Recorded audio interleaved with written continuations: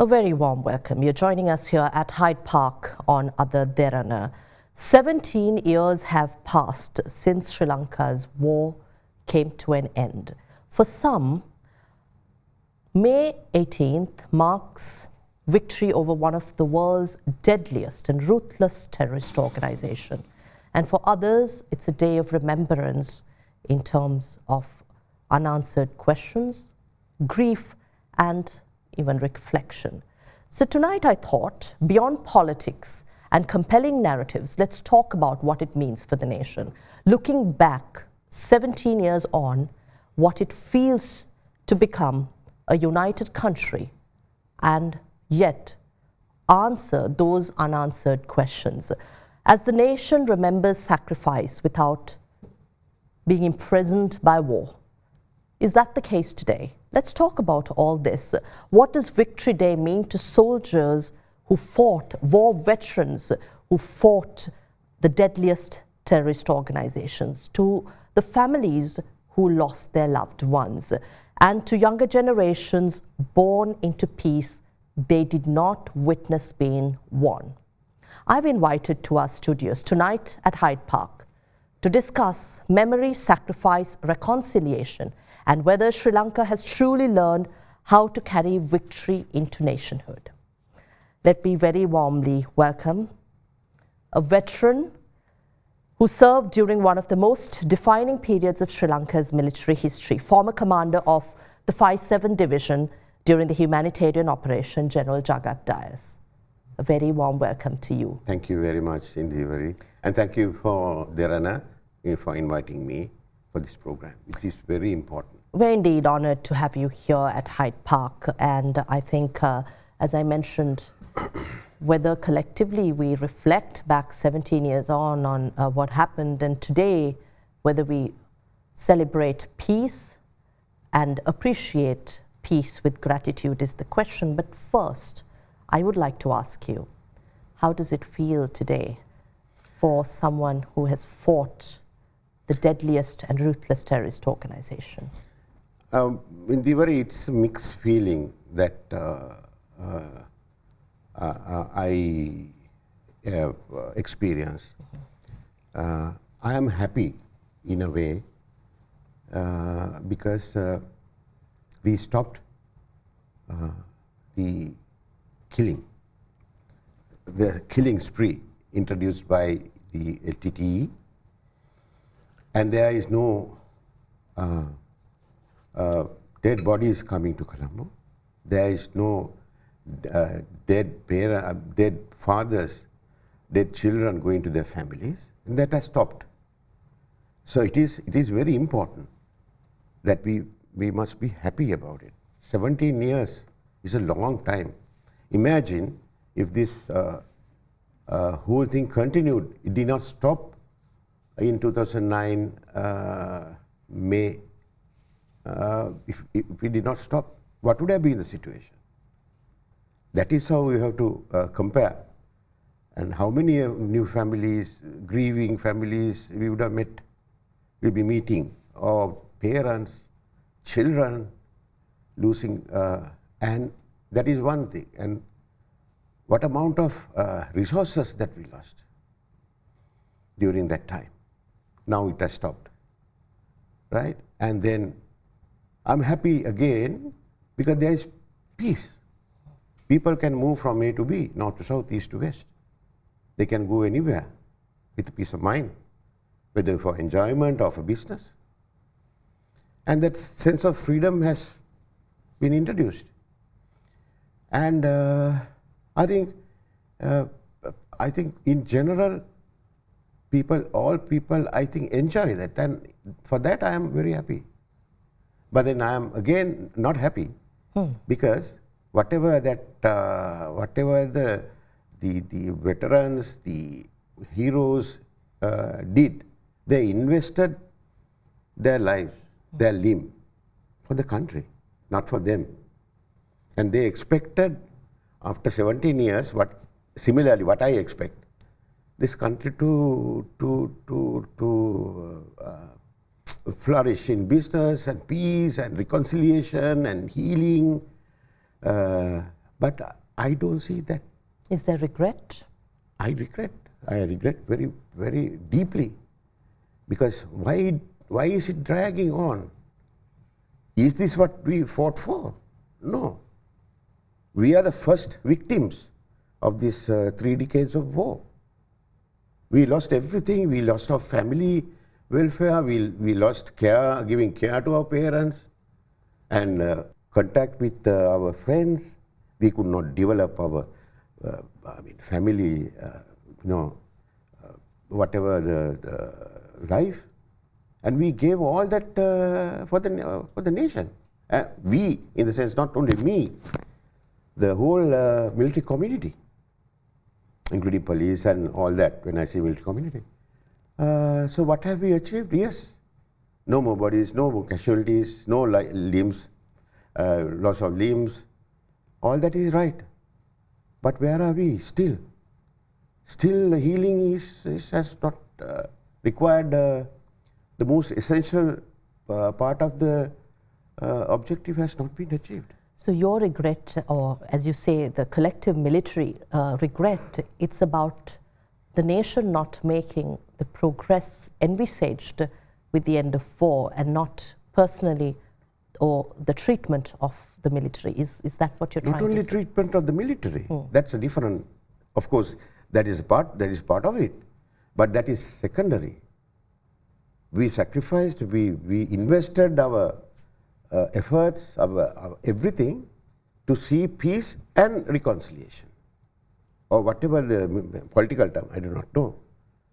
We understand the healing of those wounds properly, structurally, systematically, professionally addressed. And by now, we should have achieved at least 75% of those issues. But I don't see that happening. General Jagath Dias, why do you think the healing 17 that this nation requires has not been achieved 17 years, nearly 2 decades after war ended in the country? Well, I don't give that responsibility to, don't restrict that to the period of 17 years. This should have been addressed long ago, long before, even before the Ilam war started, this terrorism started. If the then politicians identified the grand strategy, or the strategy of this whole LTTE movement, how was it formed? Why was it formed? Who formed it? What have we done? Not only these 17 years. It has a history, background. India training these people for their petty political gains and becoming a monster, where we wanted to eliminate it in 1987. They opposed it. If we had done that, probably, if we had done that and followed up with proper healing program, we would have been in a different situation. You wouldn't have had to do Ilam War 2, 3, 4. Did not identify this. The administration, consecutive governments, no politics I am talking about, and authorities did not identify this, or they were not willing to identify it, probably, I don't know. If you had done that, you would have been in this predicament today. Today, we understand that the ideology for a separatist nation is still being spoken about. Where do you stand here? This is what I said. I don't think even the current administration or the immediate previous, or none of these guys, have really understood or identified the proper objective of this LTTE. What do they want? Where do they go? Their grand strategy. It's a strategic plan they are working on. So, have these people identified it? Or is it convenience? They just they know about it, but they play for politics, petty politics, for convenience. I don't know. Either or the two. Either they don't know, they don't understand it, or they conveniently forget it for petty politics. What is your understanding of where the ideology, or even, as you said, this organization is spreading its wings? We did our task, the military. What was our task? To eliminate the military arm of the separatist movement. Very clear. We were entrusted by law, and we did a professional military operation, and entrusted by law, and people voted for the then government. One of the main promises, the appeals from the public and the promise of the then incumbent was to eliminate this, finish this off. We have had enough. And we were called up, and we did a professional job. It was a near professional job where by that time no army in the world had done. And I congratulate now, even now, every day, every member of the military who contributed to it. And also I pay respect to those parents and their loved ones for sending their fathers, their mothers, sisters, daughters to achieve that. So we did our task. And then came, once we have done that, it was the job of the administration, the state, including the missions, to take it from there. I know it is not as easy said than done, but not that we have not attempted. Our professionals in the foreign ministry or diplomatic corps have done a great job. But was it coordinated properly? Was it according to a strategy, with a plan, with a budget, with a proper mandate? Or was it just ad hoc arrangements for convenience or for political gain? So what is the price that Sri Lanka has to pay now, nearly 2 decades after the military intervention into the armed conflict waged by a terrorist organization? Very simple. Go by the dollar itself today. It would have gone to some 350 or something like that. Yesterday it was something lesser. So that itself isn't enough. If we were strong, if we did everything well, attended to basics of the economy, this wouldn't have happened. So that there itself is the answer. We haven't done anything.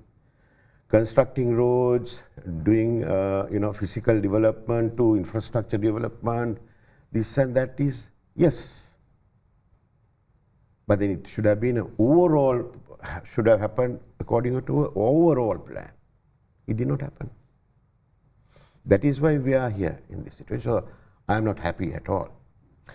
You say you fought a war entrusted by the law with a clear mandate of the people to the then government who took the decision to wage war. But my question is, was war necessary? Was a military defensive or response necessary at the time? Or do you believe that a peace process could have been the answer that could help achieve the kind of healing that we're talking about today? Basically, to be very frank, the then government, the administration, was compelled to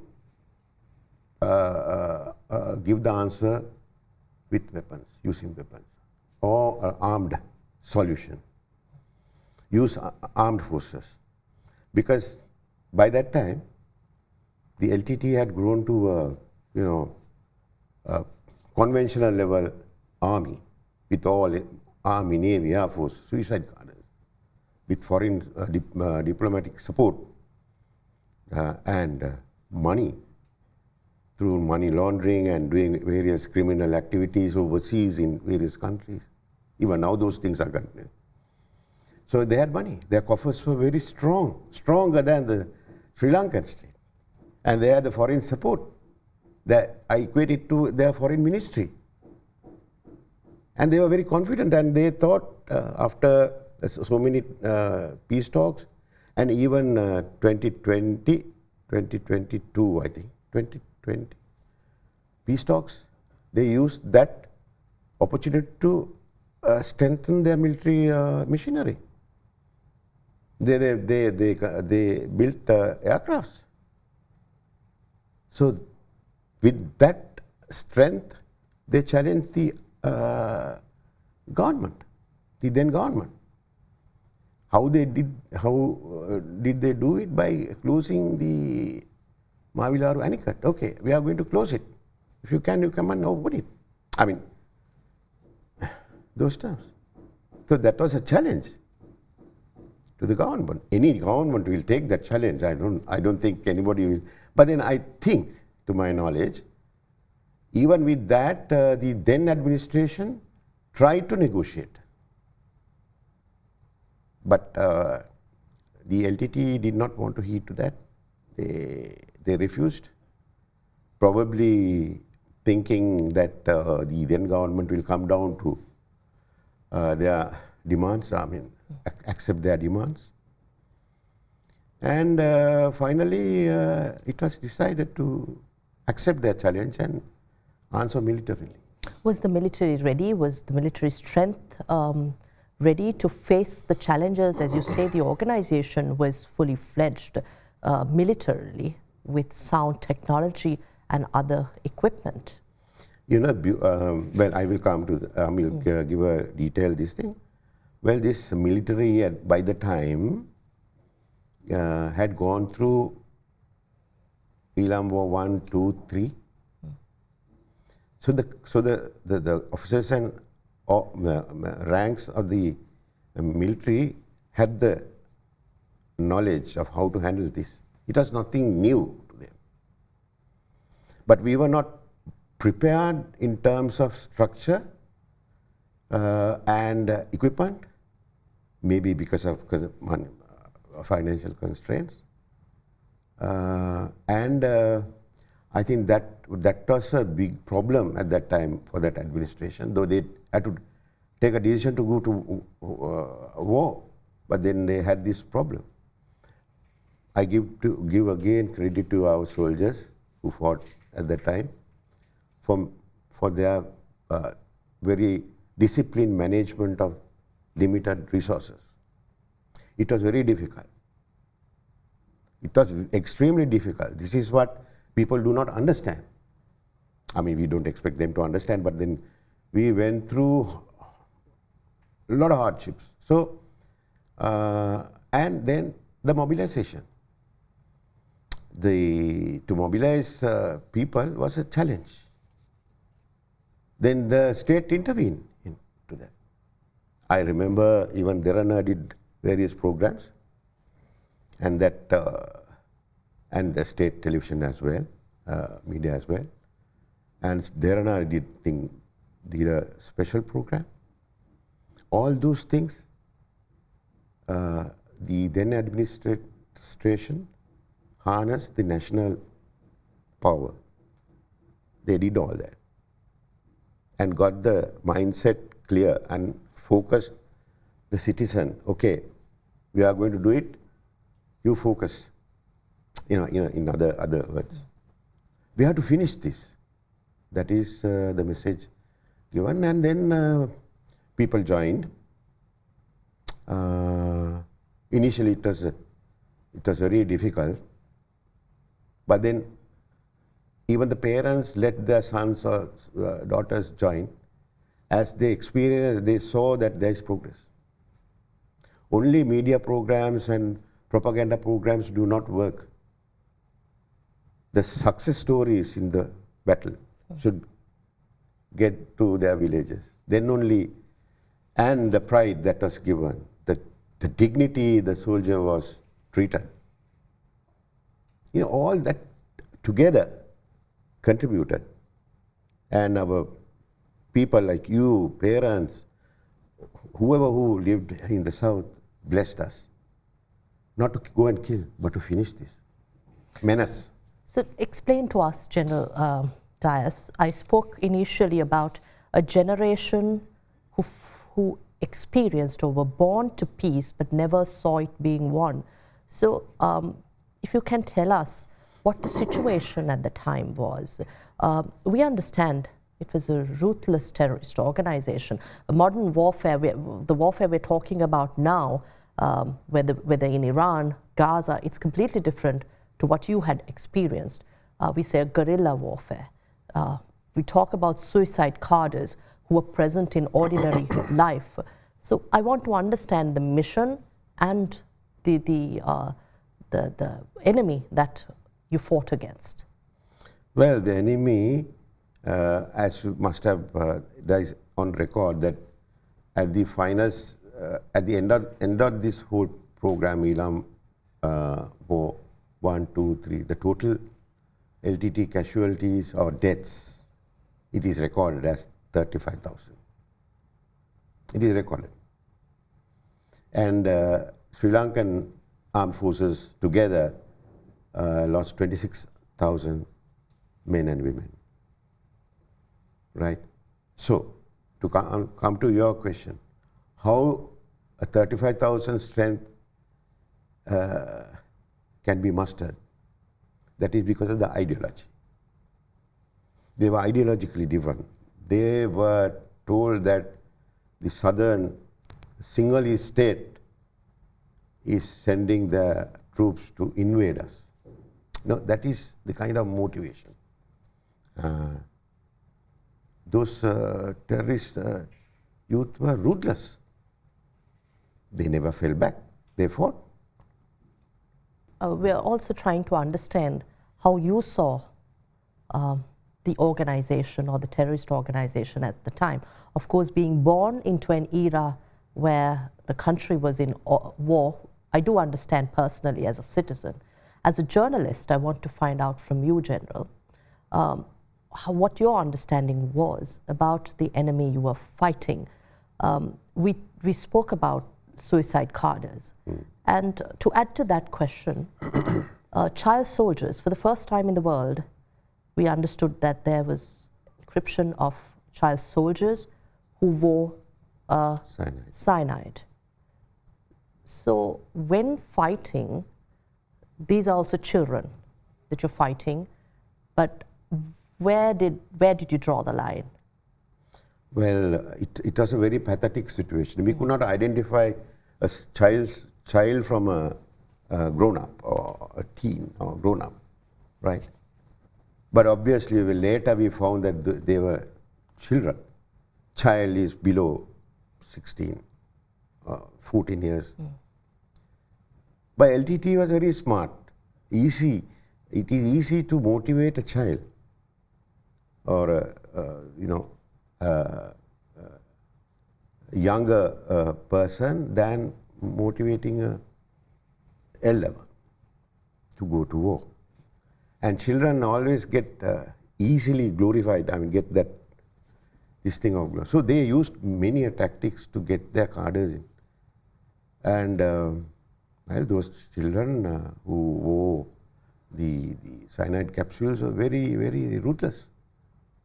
And they fought against the military coming on assault or on operation. They never fell back. Very, very strongly motivated.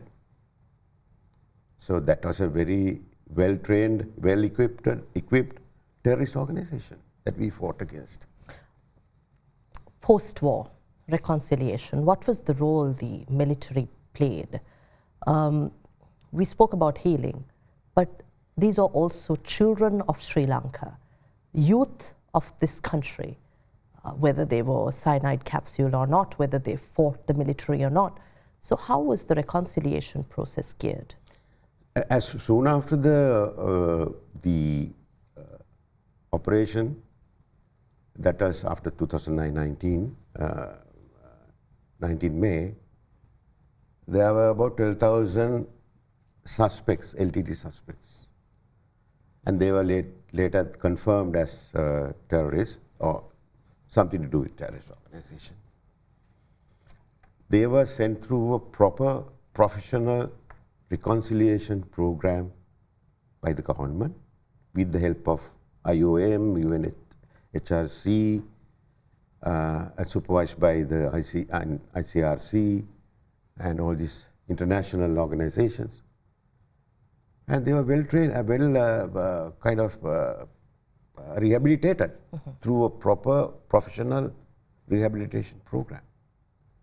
And they were even given, if I'm right, opportunity to do vocational training.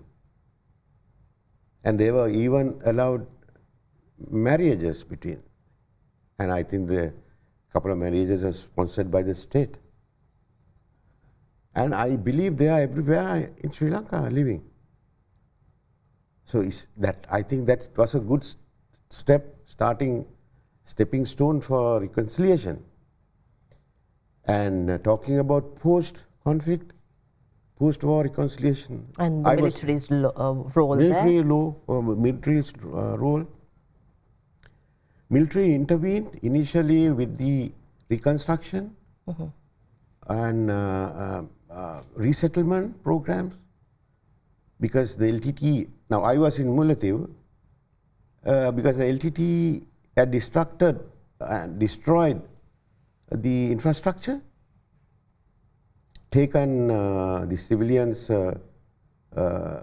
things away to build their camps. And the total area, of course, during a military confrontation, things don't grow, things get destroyed. So, and people were displaced. So the immediate role was to look that those people are resettle. Resettlement is a big program, but to relocate and then with the support of the government to build their houses, clean their wells, toilets, roads to a certain degree. And the military did it with their own resources mostly in those areas. They even went to the extent of giving their rations, because I know that I did it. So I can tell the truth. People will believe, it is up to people to believe or not. We even went to the extent of giving the generator to the hospital to run the fridge. Yeah, and we even deployed a vehicle near the hospital if there's a case of emergency to be used. Gave our kerosene, our petrol, whatever we could give. Whether those people appreciated it or not, on the very basis of humanity, we did it. And our soldiers, we didn't have to tell them. They were even more considerate and humane. Sometimes they got punished for not doing things without permission, but they had done the correct thing. When you say doing things without permission? Giving away some rations, that's illegal. That is not accepted. But these things civilian matter is a controlled matter. Handling civilians is something. So are you saying this was in essence a humanitarian operation? 100% or even more. What else? Now in my area, after I think, that was in 2014 before I left the operational area finally to take over as the Chief of Staff, my mind and my heart said, okay, Dias, you must do something to these children before you leave. That started echoing within me from the time I went there. I was looking for help. What I wanted was to open up some opportunity for this youth, some employment opportunity. But that was hard to come by. Then during a conference at Army headquarters, I met an officer and I inquired I shared this idea with him, and he said, okay, I will introduce a person. And then he introduced that particular person. With him, I managed to set up a garment manufacturing facility in Pudukudurippu, which is still there. That was my initiative. And employment given to... I think about 1,200 or more. In the area, the north and Of east. course, in Mullaitivu. In Mullaitivu. In Pudukudurippu. And the subsidy, I mean, secondary businesses, that money is invested in that area. It's very nice. Yeah, I mean, get that feeling. So that's why I said people must talk here and overseas, and even in foreign missions, what good we did. Everything is about what do you call it? Crimes, war crimes, and this the other latest word is mass genocide, mass killings. I mean, this is very unfair. And I put the blame, not the blame, the responsibility to the successive administrations for not taking these up in an organized manner, in a professional manner, both locally and overseas, which should have taken place properly. I know you said there's talk about war crimes and genocide. What really happened during the final stage of the war? Well, it was pitched battle. It was, face-to-face battle. LTTE never wanted to lose that battle. I mean, the area. And they knew they were losing. We knew we could complete this. So opposing this, and when they saw or felt that they are not going to win it, what they did was they carried the civilians with them, stage by stage. They took the civilians away with them, because civilians are very important for them, for the terrorist organization to survive.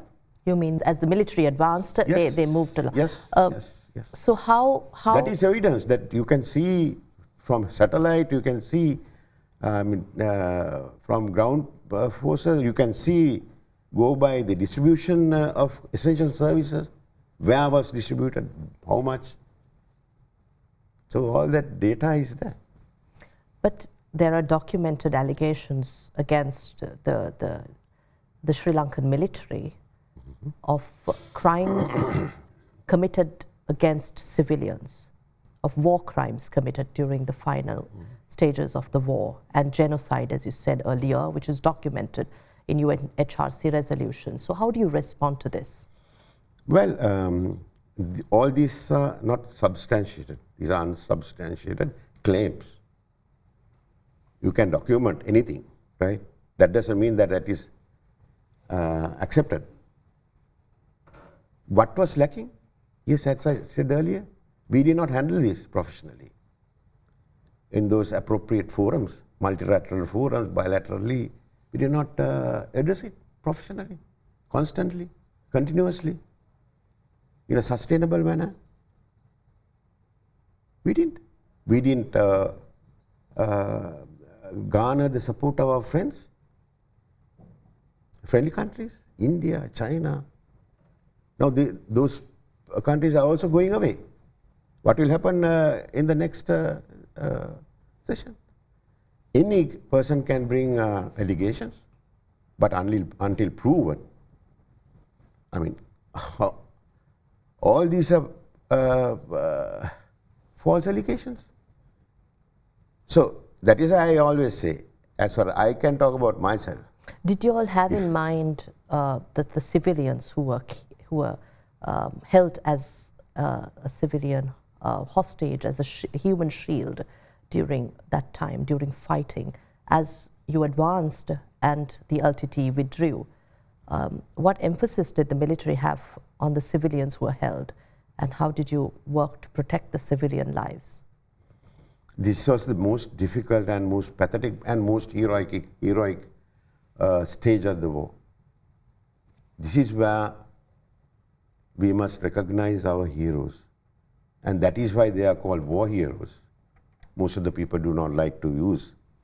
That is when the soldier sacrificed his life to get the civilians to the government side. How to fight those LTTE who held these civilians against. It was a very difficult task to identify a terrorist from a civilian who carry a weapon amongst civilians.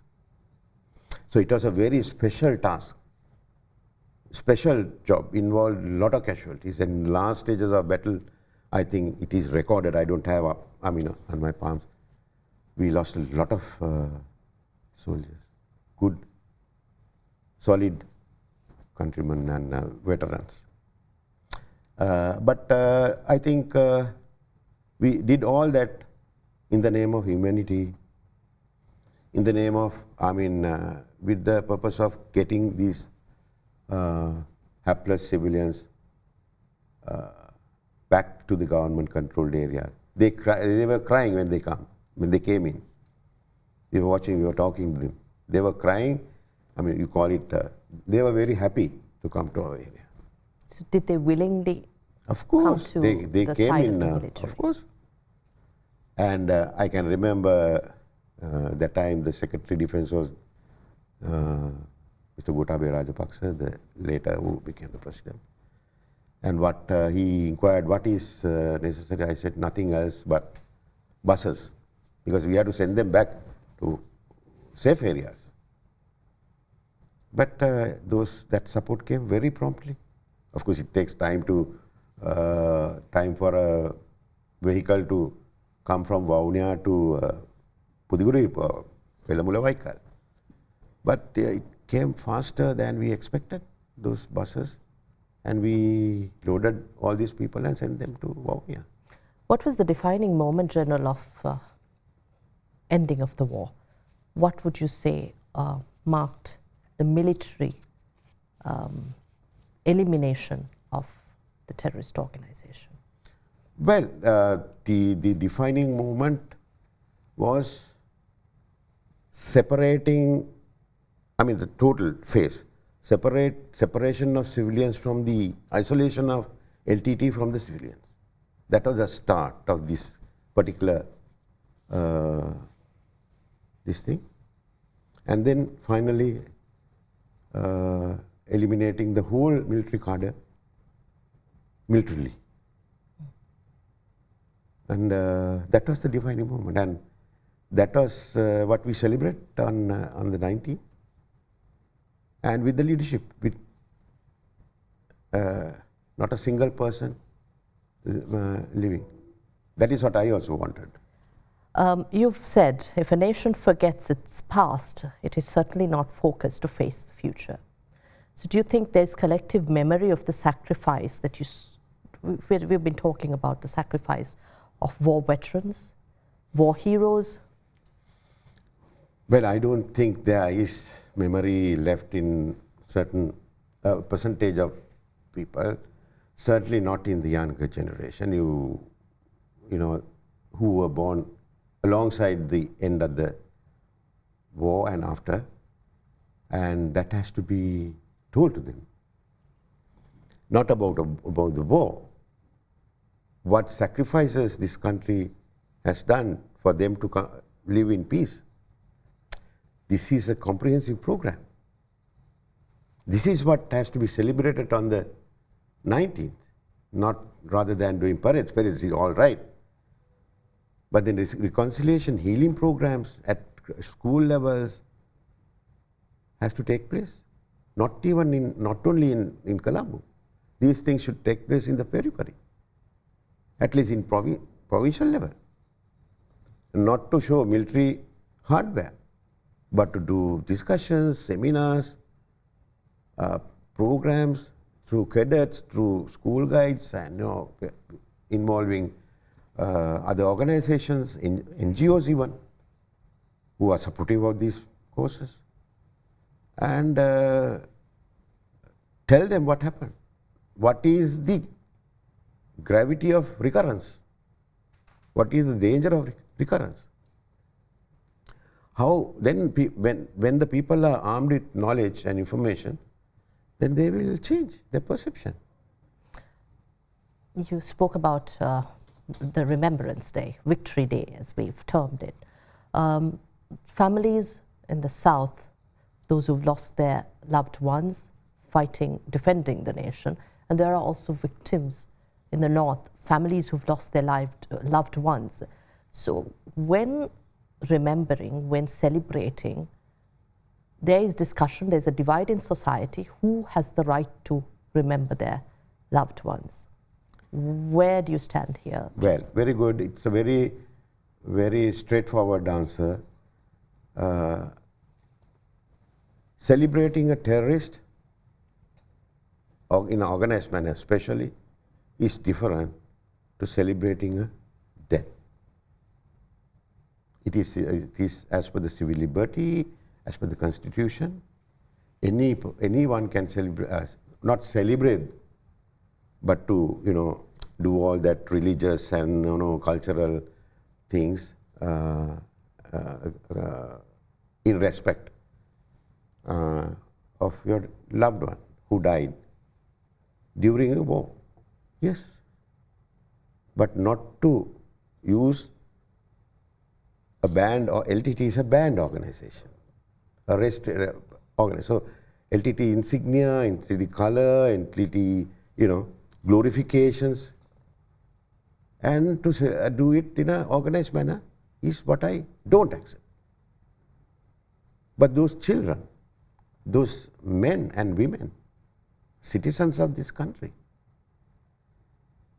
it has to be, they have to be remembered.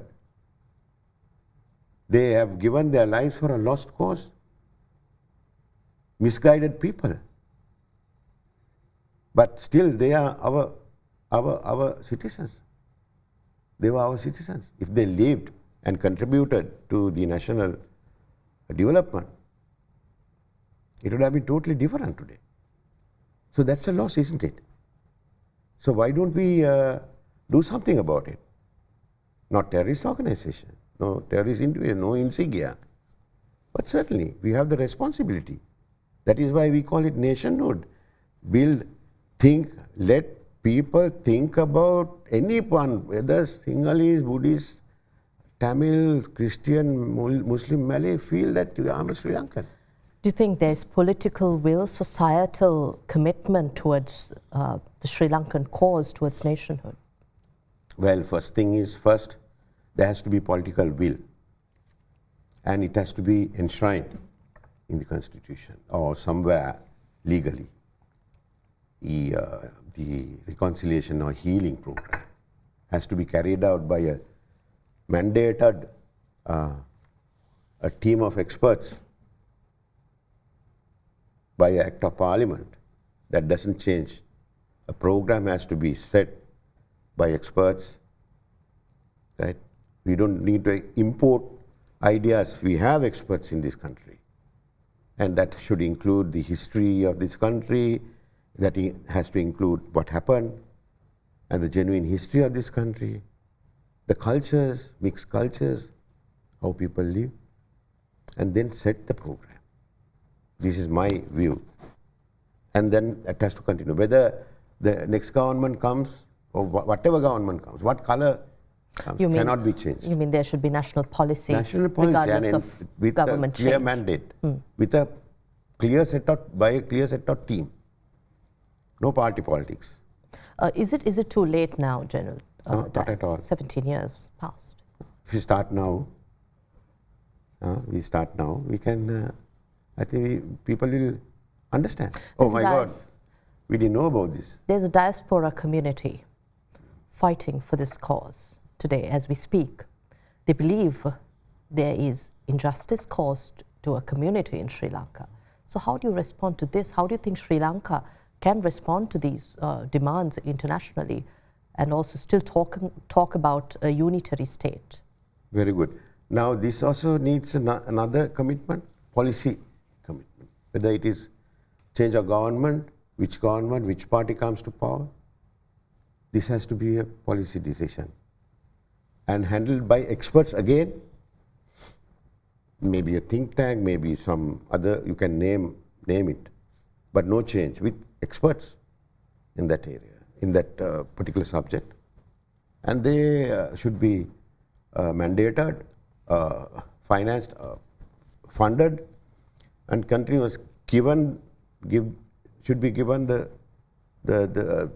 levels of expectations of the nation. Go to various forums, discuss with them, explain to them, to engage the local diplomatic community, go out and go to various organizations, UN, and visit other parliaments, do a discussion, explain this, and counter all these misinformation. Tell the truth. That is not happening. That has not happened. We can start it. Don't you think there requires cross-party, across the board, political support, whether opposition or government, to achieve such cause? You are right. So this has to be a multi-party, cross section of all color, caste, everybody should be there. First, they must be taken on board on one platform. Whoever who agrees can come, who disagree can go. It doesn't have to be only Sinhala-dominated group. There are, I think, genuine Sri Lankan who believe nationhood, who would like to join. And these forums must go out and say, we are a unitary state, and our sovereignty, our territorial integrity, those are the non-negotiables. So on those lines, they must go out and address this common problem. Decorated military personnel, war veterans as yourself, including many other individuals, have been personally named for alleged crimes against humanity. What does this mean? Do you think there will be military support in a situation as this for reconciliation, nationhood, achieving that one Sri Lankan goal, as there are allegations against individual military, while there's collective allegation to the entire defenders? Yeah, I take it as a collective allegation, not individual. But individual allegations, I am ready. Anybody wants me to answer their questions, I am there. Why don't you ask me? So I am ready for that. But collectively, this has a serious impact on the present generation or the military community, and that is to join because they don't have confidence. Thank God their Sri Lankan soldier is some unique person, and he reacts to any call from the public. Ditwa or any endemic or pandemic, he's there to support. He is not supporting only Sinhala areas, no. He is ready to go anywhere. So, as your question to answer that question, the moral level is not up to the expected standard. That has a direct impact on the operational efficiency of the army if something happens next. What about the investigations now? You said you're ready to face these investigations, but there are calls for investigations which speak about national, locally geared, initiated investigation, whether there is international community needed. These have been questions. So, but are you personally ready to face any investigations of war crimes? I am ready as long as the investigators and the who want to question us is the local body. Because we didn't go out and fight some other country.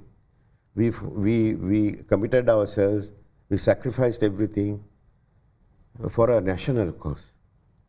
And we fought inside this country. We didn't move out of the border. And if they want to question, I'm ready to go to a local, some board or whatever you call it. I don't need to go in front of international. Why should I go? I fought for the country with a mandate. So then call us, ask us, what have you done, and then we will answer. If found fault, send me to gallows. Are you ready to face I'm ready. anytime? We say defenders of the nation, any military. We see now wars being waged, whether it's preemptive defense. We see the United States, Israel, Iran in war, Gaza situation. In Sri Lanka, we're still discussing defense budgets.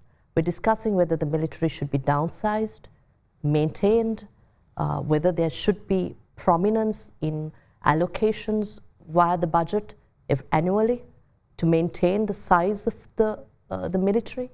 What view do you have here? Is there perceived threat to the nation? Yeah, this is a very sensitive subject that has to be handled by experts. By the time I hung my uniform, the situation was different.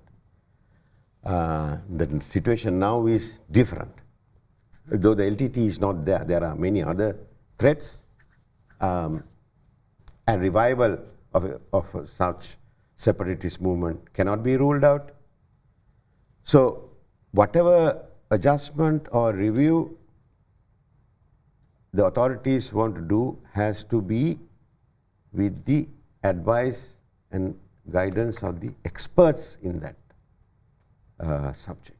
Three forces commanders, maybe even senior retired army commanders and military officers, by a think tank, and it has to be discussed nationally. You know, deciding to remove this, remove that, downsize army, upgrade this, for convenience or, unilaterally is not accepted. So military has to be ready to face any situation, any security concern. Should not wait until it comes and taps your door. So it has to be ready. So readiness has to be based on the threat perception. The threat perception has to be assessed, judged by the experts in the field. Personally, I don't think the army should be downsized anymore. Maybe with the peace, with the stabilization of the economy, right? With the overall stabilization. But still, we have to have a very operational ready military structure. Before we wrap up, I'd like to ask you finally, I spoke about memory, and I know you've emphasized that collective memory should be there for a nation to progress. So if memory disappears, and if we don't give due gratitude, dignity to all those who lost their lives and all those sacrifices made, do you think the country can move forward? No. It will never move forward. It will never move forward. Now, we were motivated by the history, how our kings protected this nation, our ancestors protected this nation. And the history lessons in our school taught us, gave us courage. Of course, I wanted to join the military. And that history, those good stories, true stories, motivated us further. Likewise, what happened during the period under review should be told to children, should be taught in schools, should be recorded, discussed, not for racial requirement or political requirements, but genuinely what we did right, what we did wrong, what should have been. So has to have a genuine discussion for people to understand. And then they will be ready. And that is, I think, it's responsibility. Even both of us has to do to our children. Remind them. I think individual responsibility. Individual responsibility. Collectively, it has to come from the state. One final question. Yeah. Is there perceived threat to the nation? We've been talking about extremism. We've been talking about terrorism, ideologies. So to the unitary and sovereignty state. Yes. Yes, because you take LTTE, there are many other threats looming, you know. But the LTTE, though we finished the military arm of it, the ideology is still same, and it is getting stronger by the day. And their structure overseas, which has been manipulated, which has been controlling the local organization, still remains. So as long as that remains, that danger remains, persists. Well, I think that's all the time we have here at Hyde Park. Thank you very much, General Dias, for your time here on this important day. But I believe the discussion reminds us about not just about remembrance or looking back, but it's about deciding what kind of future the nation chooses to build. So thank you for your time. Thank you very much.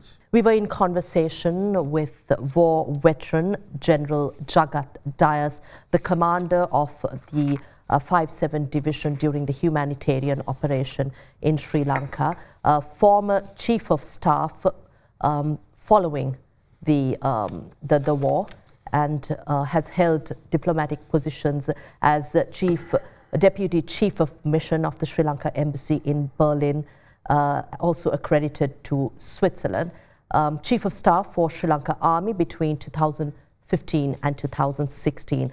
Thank you for watching. Whether victory is viewed through sacrifice, survival, reconciliation, or responsibility, the deeper challenge may be ensuring memory becomes wisdom rather than division. And that wraps up tonight's edition of At Hyde Park here on Ada Derana.